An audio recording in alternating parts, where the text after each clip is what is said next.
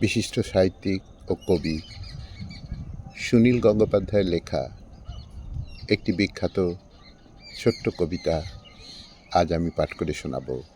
কবিতা যা ছিল। শুরু করছি।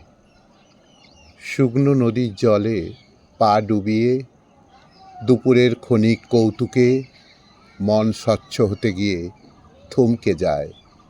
পাথরে শ্যাওলার ঝোপ, ঝিরঝিরে স্রোতের মধ্যে বাদামের খোসা, নদীর ওপার থেকে অনায়াসে নীরা নামে মহিলাটি কুর্চি ফুল হাতে নিয়ে ফিরে আসে। গাছের শিকড়ে রাখে সোয়েটার। সিগারেট টেনে আমি মন খারাপ ধোঁয়া ছেড়ে ভেঙে দিই বালির প্রাসাদ। একদিন নদী ছিল চঞ্চলা নর্তকী, তার তীরে রমণীর লাস্য ছিল আরও রমণীয়।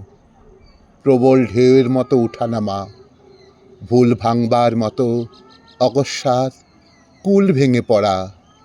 নদীর ওপারে ছিল দীর্ঘশ্বাস।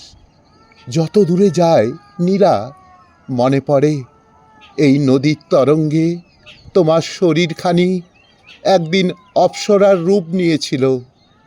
জলের দর্পণে আমি ডুব দিয়ে পাতাল খুঁজেছি, দেখেছি তা স্বর্গ থেকে দূরে নয়। কে কাকে হারায় তোমার বুকের কাছে? নীল জল ছলছল, সীমাহীন মায়া, আমার নিভৃত সুখ, আমার দুরাশা।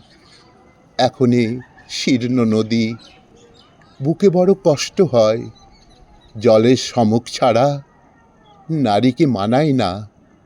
জলের সম্মুখ ছাড়া নারীকে মানায় না।